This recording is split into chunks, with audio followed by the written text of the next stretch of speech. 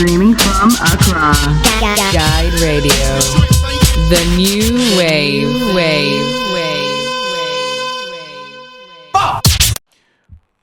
Welcome everybody. It's another episode of CHALE Talks. We hope everybody's having a relaxed Friday. Greetings from Accra. Greetings from Accra to the rest of the world, to New York City, to LA that's probably waking up, but still coming up from partying. Oakland, Yeah. Bay Area. People, listen, today, as usual, we're going to have a great conversation focusing around, central themes of connecting harmony around entrepreneurship as a lifestyle, and specifically relating that to Africa. So in the studio with me, I have two really dope people that I know, some interesting connecting points there. We'll have them introduce themselves in a bit. I have Malcolm as well in the studio. Shout out to Malcolm in the studio. And so today's conversation is going to involve a lot of technology as well as how that can be used in different ways, in different forms. So I have Miss Tiffany Shumate, from the Bay Area.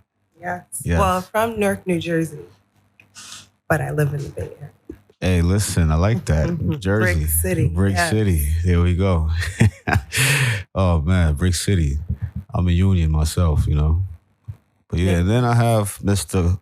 Kofi Apriku, in the house. He's going to have some updates for us from the contest, what he learned. Just some things about entrepreneurship from his perspective as well, specifically as the ecosystem that he's building. All right. So yeah, man, Tiffany, you haven't been to Ghana since when? Since 2007. 2007. Wow. Yes. Sheesh. It's been a while. It's a long time. What's the last thing you remember from 2007? You drove 2007? That's like 12 years? Yeah, close. Sheesh. Almost. Yeah, that's just 12 years ago. Yeah. I met my grandmother for the first time that year. Okay. Yeah, Grandma Ansama. Wow. Yeah. How was that feeling?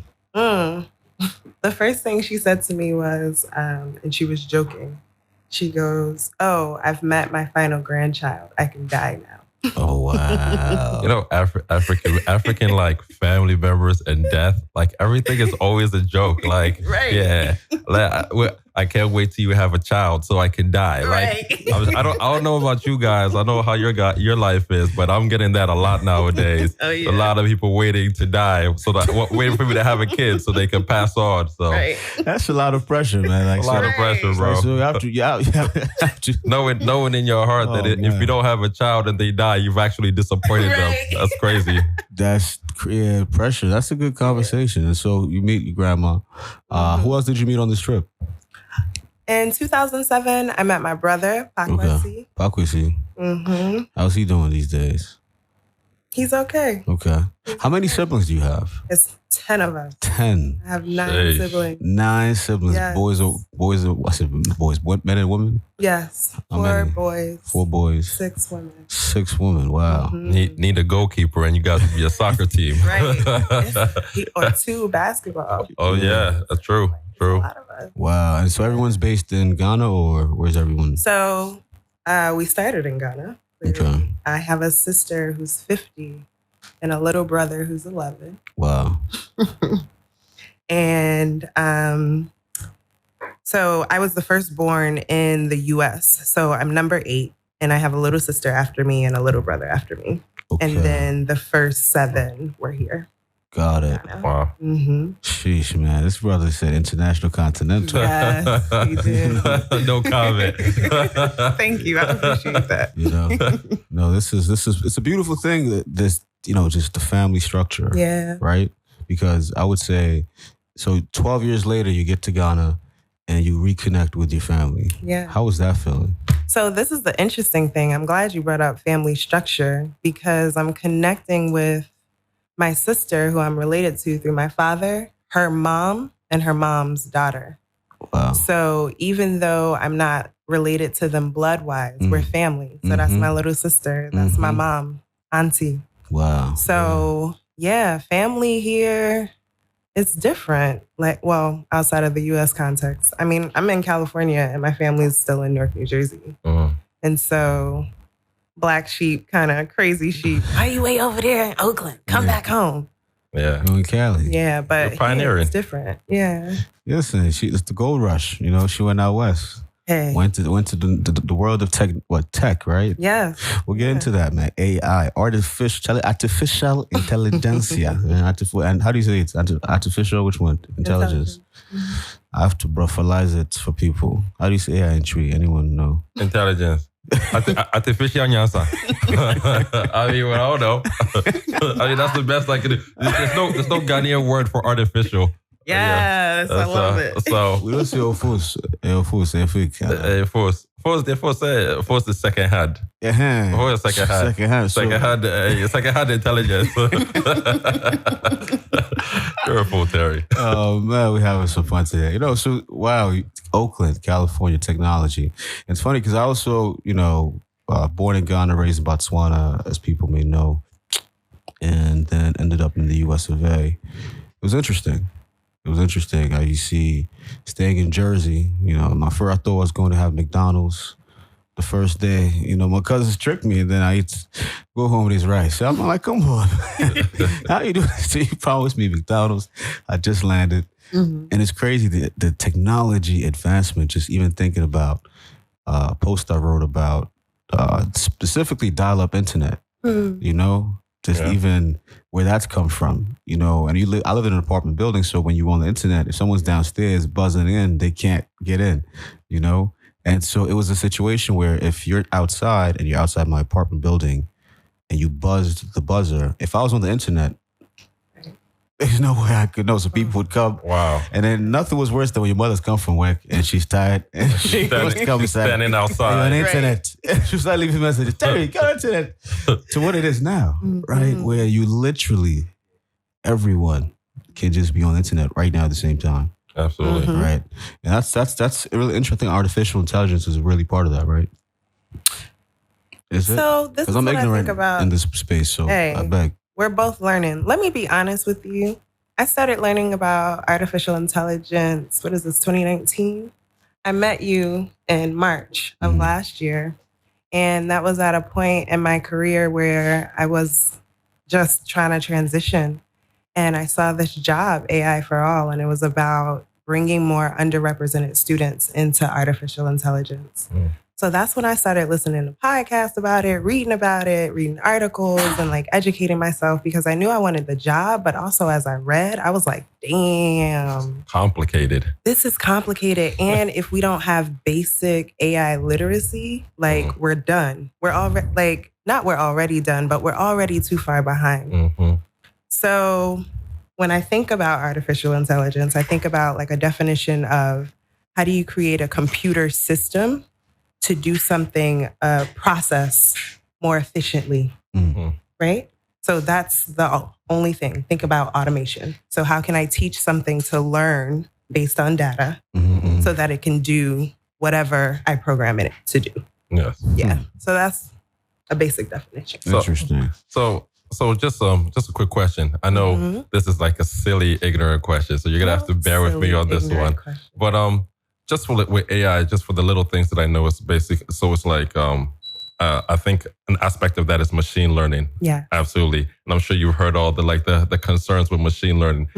From your experience, how real is that concern with Skynet? People thinking it's gonna be a Skynet situation or that systems will take over real issues. And I think we've all heard of the issue I think with Microsoft where they created something that was communicating on its own. And I think there was something recently where there was I think Elon Musk company, something happened with it where the thing took control and wouldn't allow them to log in or something. It was something crazy like that very recently. I think maybe less than 2 weeks ago. So just want to hear your thoughts about that just a little bit. That's about all I know about AI. So I'm putting it out there right now. Yeah, people, let me do this. I think it's good to give some background of what's going on for those that are tuning in. Welcome. Akwaba means welcome. Absolutely. Charlie, we're having a conversation. So what we're talking about now is AI, artificial intelligence, secondhand Nyansa, Nyansa. And so what this is Google. We all, at least if you're listening, Google. Google, right? Goggles, right? So what is that Google is a search engine, right? And so last year around this time, they announced that they were coming to Ghana to create an artificial intelligence lab. And it shocked the world because I believe there are only 4. Tiffany, you can correct me if I'm wrong.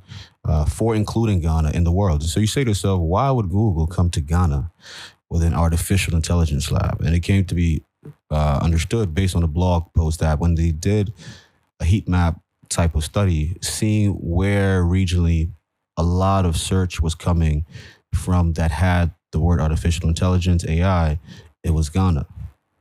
And so because of that, Google makes the database decision to come to Ghana. And so, with, Miss Tiffany Shimate is in that world of artificial intelligence, proliferation, spreading it to other parts of the world, underrepresented minorities, because as Kofi just asked, and that's the question we're going to get right back to, I've seen iRobot, Will Smith, shout out to him.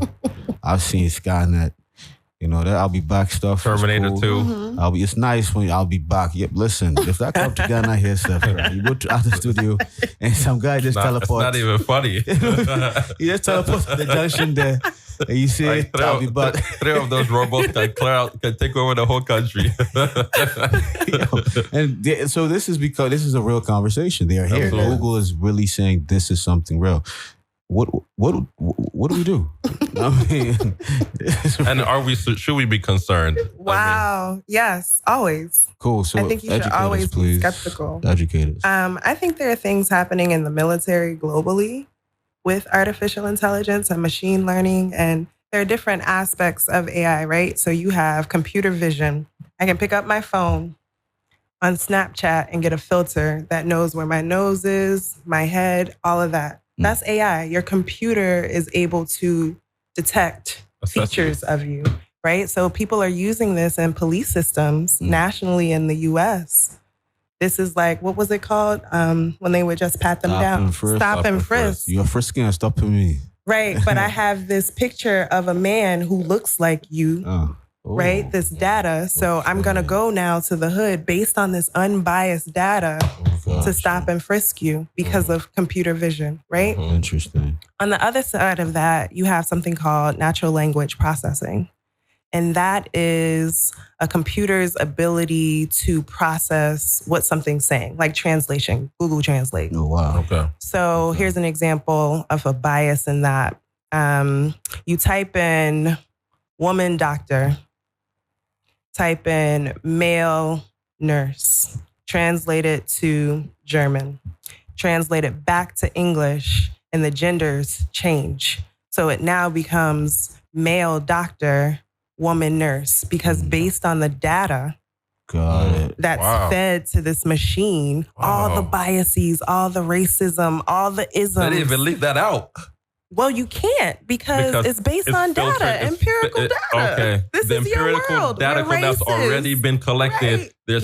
they're feeding it into the AI. So the AI is racist because now. they don't have data. Remember the dark spots globally. So they don't have data from the continent. They don't have data from South America. If you look at a map, I saw this somewhere, and it talks about the data sets, where they come from. Of course, it's the US. Of course, it's Australia. Of course, it's Europe. But that does not, and Asia, some parts of Asia. That does not include the continent of Africa. That does not include South America, like all these different places. So now you have Google coming in. We were talking about this earlier, to collect data so that it's not as unbiased. But here's the thing, it's always going to be biased, right? We're human. Yes. So how do you have a vaccine for that? Gotcha. So how do I not use a system like computer vision and have an even worse stop and frisk system that would amplify the number of men who need to be incarcerated or go incarcerated, right? How do I not do that? So that's why AI for All exists. Okay. So I hear what you're saying. Yeah, be afraid. Like, yeah, this shit is real. No, listen, we keep it real. Okay. All right. Come on. No, I'm sorry you've opened my eyes because I haven't thought along this line at all. I haven't thought more about the applications. It's more stuff like the sensational stuff that you hear, like about like computers taking control of things, and taking control of systems. But I think I think for the listeners, I think this also presents a whole nother thing that people should be aware of as to how that this system will impact you daily, like how it will change your living and your quality of life. It already is. That's a good point. 85%. That's a good point. And not to cut you off, but I really want to get to the meat of that right there. And you said something interesting. We talked about how it's happening. You know, there's certain things that are just inevitable, right? This is happening, right? So now where's the opportunity to jump in, right? Because as Tiffany just said, she goes, okay, listen, Google is not just jumping into Ghana. Well, not this time. First time, I think they did that. And then they even, interesting enough, merged into C Squared, which is now laying actual fiber optics, right? To shout out to Impact Hub. If you go there, tell the internet is fast. Because you get Google Fiber right behind that thing. Will is a beast, man. Shout out to my guy. Wow, and so that's what that is, right? So now they're coming back to Ghana with AI. This is their re-entry, you know? And so as Tiffany's saying, data. What is the opportunity then, right? For someone to say, okay, I'm in Ghana. I'm 18-year-old to 25-year-old that's highly unemployed. And people need data. I love this question before you even go into it. And I think it's very important because right now, let's talk about the kids here, and just to put in context with you, the kids here, they see technology as entertainment. It's Facebook, it's Instagram, it's Twitter. It's fun. They don't see the applications as to how to make that marketable or how to create products around it or how to get employment. There's very few people who are really dedicated and understand. So I just when you answer, I just want you to frame it in that knowledge, also knowing that there's a lot of kids, hopefully, who would listen to this and think, hey, there is an opportunity for me here in this field that I think is so complicated that I can't participate in it. Yeah. And Google is in Ghana, people. Like, let's Google, dig on. Like, do you understand what this means for all you? Listen, I said even the Sakawa boys should hop on. I'm telling y'all. You saw the article. They're going to use their artificial intelligence to break more hearts. Making it more efficient.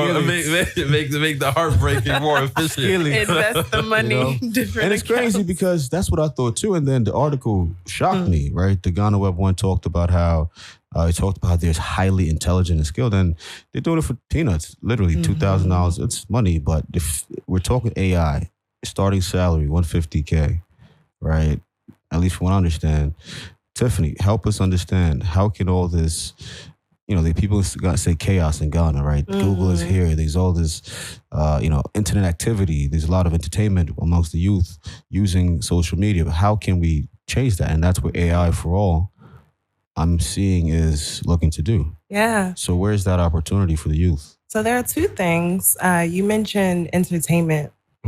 And I think there's a part about being a creator and not just a consumer. Yes. And that's a mindset, right? So that's a different level, but I do want to point that out. Absolutely. The other thing is every bit of technology follows youth culture, right? Absolutely. Every bit of technology. That's how we're always going, right? So if you think about Facebook, if you think about Snapchat, if you're thinking about all of these things that are now entertainment, like it's because they have so many kids who are logging in, using it, et cetera, et cetera. So I think if we put two and two together and let the youth know, like this is changing because of you, and thinking about how do we bring them in as creators of that instead of just using it. Like you can create an app without knowing code.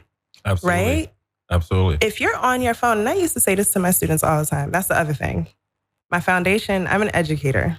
So my background isn't in computer science. Like I majored in psychology and Africana studies and education. So that's my background. So I come in through, my entry point is equity.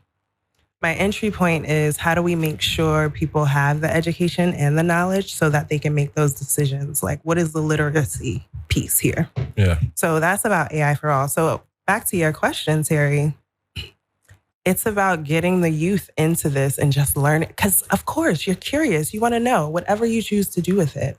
And that's why I'm here. Like, I think there is a lot of space right now because we're right at not the foundation, but we're at a booming part of artificial intelligence. And if we don't come in now, we're going to be continually left behind, right? So late to the party. And so now you asked me a question earlier. I don't know if this is someone I know, but you mentioned something about, okay, if you were the president of Ghana, what would you do, right? Is that a relevant question, or is this more so now an opportunity for private sector, right? Because, at what point does that ownership come in and say, listen, the government is stretched thin, they really can't do much. There's a lot more that they can do, but how's the private sector take this up? Because Google is a private sector business. They are not a government entity. It wasn't the U.S. government that came in. It was Google. Right. Right. So from that perspective, what is their role in any of this? Because especially in the U.S., there's regulation around some of this stuff, driverless cars, the accidents that have happened, which are causing people to really rethink, okay, when will we let driverless cars come in? And so... Not in Accra. Hold on, Accra, yeah. Driverless guys. We already have them. There's driverless guys. Whatever company brings driverless cars here, I'm telling you, you regret it. We have them. We have them. Trotro. There's driverless car, yes. We have Trotro. That's driverless car right there. My goodness. You just almost killed somebody. But no, seriously, that's a very interesting perspective. Yeah. Where does that tie in? Because what does that model even look like? Is there a role for the PPP model from your perspective here? Yeah. So I don't know that much about Ghana government. I'll just say that. Okay. But I think overall, my view of government, like you're supposed to be for the people. So I hear you about private sector and sort of bringing private sector in. But at the end of the day, can we depend on that, right? Like if we're forever indebted to, okay, Google's coming in to, for example, collect data, right? Like that means that we always will have this relationship with Google instead of within our own people. So when will we come to the point where we're collecting our own data, we're doing our own research, right? Where all the resources that we have are funneling back to our country, right? It's already here. Clearly, everybody's here. You show me IBM. Who else? Oracle here. Oracle is here. Samsung. Look at that, right? Everybody's here. Booking.com is here. Like, I mean, everybody is here. Booking.com. Booking.com. Like, it's so random. Like, what is that? Like, it's so random. Like, there's so many people here, and we're just not. I completely just piggybacking off what you're saying. It's that is the problem, is that we have government, and again, we're not putting the structures down. We're not putting the foundations down to make sure that, just as you were saying, like we have to teach these kids, we have to teach them how to operate within this field. We have to digitize. We have to change the way we've always done things. The world is moving fast. Now it's not only just about being a doctor or a lawyer. That type of curriculum is outdated. We have to change. We have to adapt. Culture. This culture of, you have to be a doctor or a lawyer in order to be considered successful, it's over. There are people who didn't even go to college who are now billionaires. It's a completely different world. Right. So the advice of our parents and our government has to change. Those things have to change. The mentality has to change. It's crazy, Kofi. Just something very interesting advice, right? And so, really quickly, just something that we've also talked about was, women in Ghana specifically. And so from you now being in Ghana, what was that roadmap? Because I'm sure it wasn't easy. People always think it's glitz and glam. You're in Oakland. You're in Oakland, California. That was actually one of my questions I was about to ask. People, she in Oakland, like that Black woman in a AI space. That's Oakland. So what's that journey from Newark, New Jersey? Shout out to my Ghanaians in Newark. We know there's a ton of them. Listen, the mayor, Ras Baraka, the mayor of Newark, just married a Ghanaian here over the Christmas holiday. Shout out to him. So shout out to Ras Baraka. Yeah, Ras Baraka. Wasn't he a principal at Weequay? This is my point. Yes. Education. So frat. I'm just gonna go off topic for 10 seconds. So our frat brother, my ADP. Okay. He pretty much is his uncle. Wow. So the same way we have the family structures in Ghana, because to the listeners is like, what the hell does that mean? Right? But it's just a family structure within another organization. But back to your journey, please, what was that? And how can someone emulate that, if at all? The journey as a Black woman from Newark to Oakland, California, and ending up from education, right, all the way now in artificial intelligence. Now coming back to Ghana, to your core, it's the year of return. Yes. What is this message? This holy year. Hey, spiritual yes. So my mom is American. She passed away in 2011. Actually, her birthday was yesterday. Oh man, shout out to mom. Yes. And so my dad is Ghanaian, and I was raised by my aunt. My mom had schizophrenia, and that was actually my first entry point into education. Because even as a kid, I was like, if we taught the police how to deal with people who had schizophrenia, they wouldn't be treating my mom like this, right?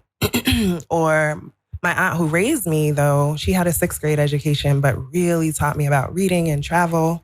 And like, she instilled that from day one. I remember my childhood room had 3 and 4 letter words across. And that's what I grew up with. I was like 3, 4, 5 years old. And so here's a woman who had only had a 6th grade education.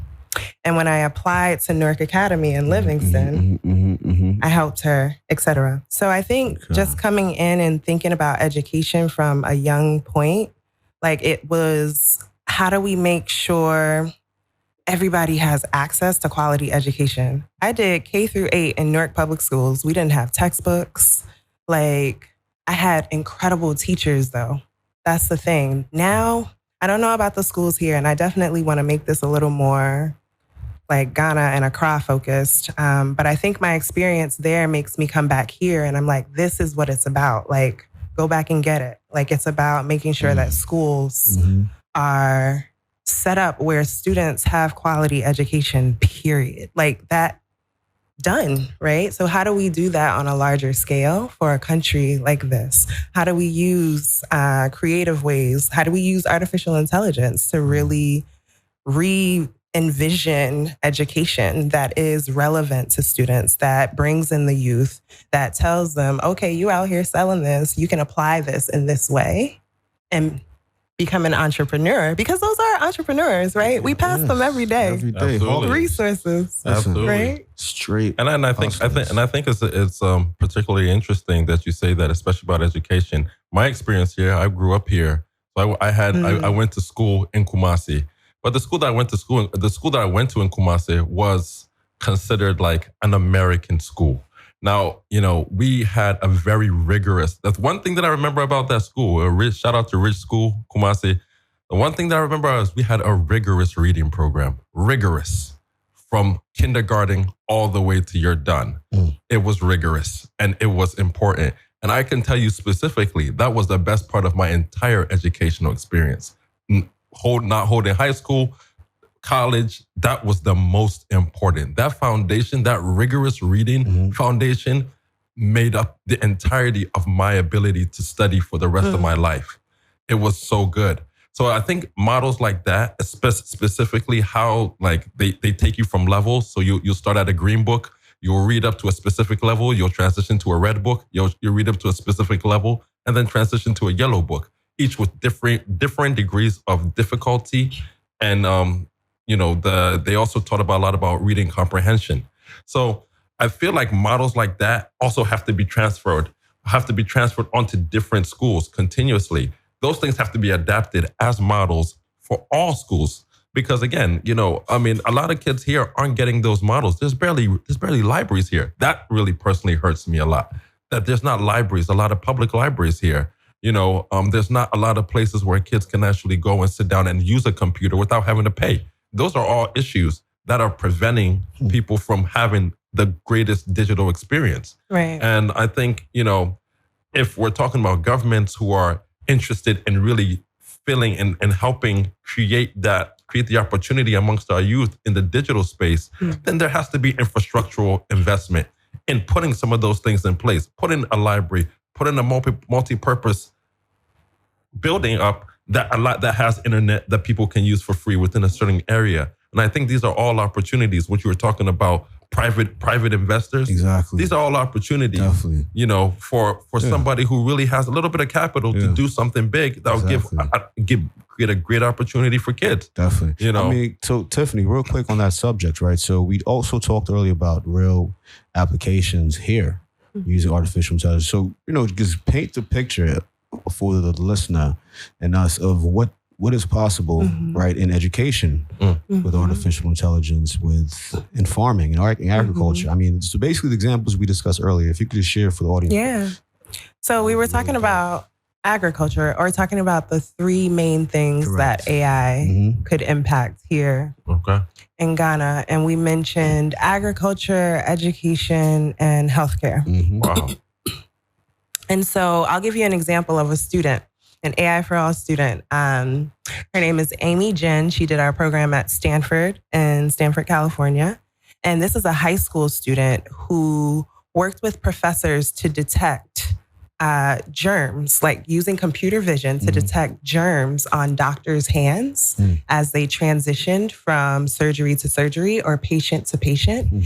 And that actually lowered the sort of germ exchange, right? So people weren't going home as sick, right? Cross contamination. Exactly, the cross contamination, all of that. So she did this work with a professor at Stanford, and now they're using this surgical tool to ensure that when surgeries happen, it's truly clear of that, right?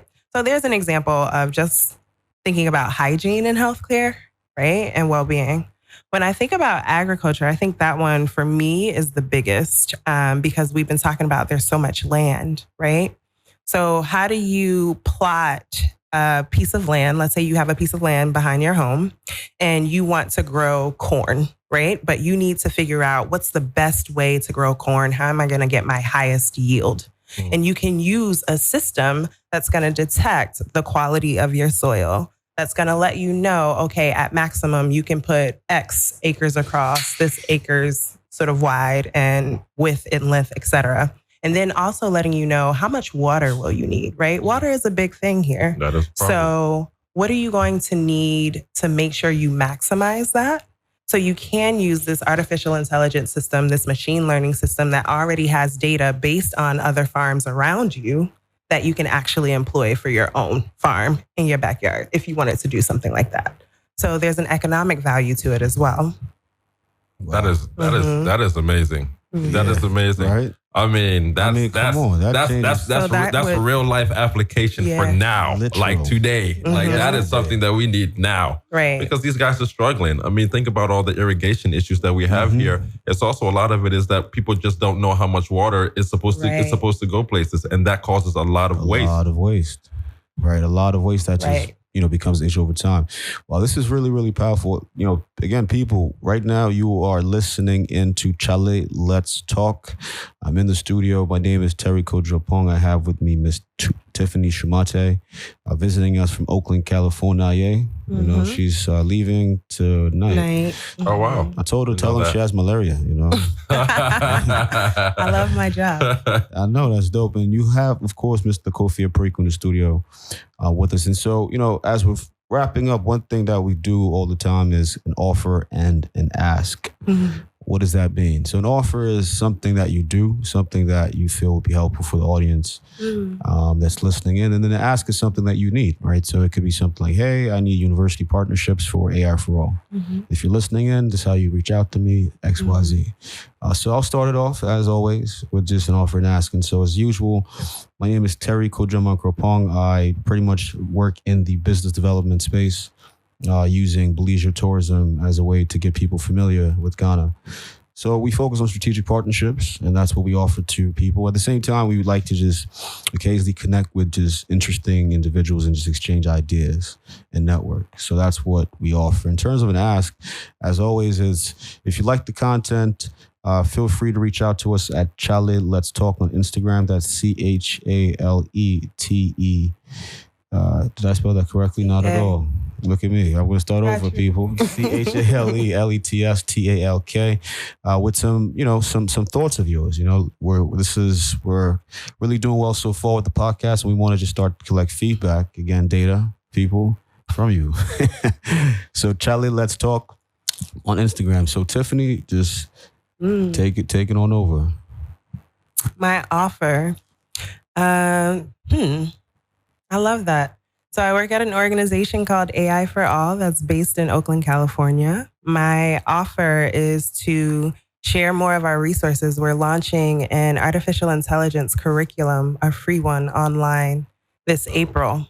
So it's designed for high school students or anyone who has at minimum Algebra 1 background. So you can start in 8th grade, 7th grade, whomever, right? And we'll be going even further and making sure that we have a curriculum that's even more foundational. So that's something, definitely check that out. That's at AI-4-all.org/open. It's called the Open Learning Platform. So that's the offer. My ask. I'm going to be living here soon. And one of the things that I am really passionate about is women's education, in particular in science, engineering, and technology. Obviously, you heard a little bit about why. So I'm just interested in hearing from some women out there who may be interested in science and technology. Whether you're curious or you want to know more information, I'm down to talk, but I'd love to hear from some of you. You can hit me up on my email, Tiffany, Tiffany, my last name, Shumate, S as in Sam, HUMATE @gmail.com. The Ghanaian came out, Shumate, SHUMATE. Kofi. My name is Kofi Apraku. The Newark people and the Jersey people took over the conversation, but we didn't give a real shout out to Washington, D.C. and the DMV area. Always love, bro. The Washington, D.C. and the DMV area. So if you guys are listening, man, if you guys hear the King of U Street is here. So, nice one. But yeah, I work with a company here that basically deals in sustainable packaging, reusable packaging for food and beverages. We're still early stage, so we're kind of keeping everything hush hush until we're big, until we're ready to fully roll out on the market. But my offer, so I'm big on environmental sustainability and circular markets.